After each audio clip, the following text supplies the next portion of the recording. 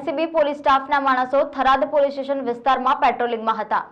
દરમિયાન બાતમી મળેલ કે સાંચોર રાજસ્થાન તરફથી એક સફેદ કલરની બોલેરો ગાડી કે જેમાં ભારતીય બનાવટનો વિદેશી દારૂ ભરી આવી કચ્છ તરફ જનાર છે, જે હકીકત આધારે માંગરોળ ગામ નજીક ભારતમાલા હાઈવે રોડ ઉપર નાકાબંધી કરતા ચાલકે ગાડી થરાદ તરફ ભગાડતા તેનો પીછો કરી વજેગઢ ગામમાંથી વિદેશી દારૂનો જથ્થો ઝડપી પાડ્યો હતો।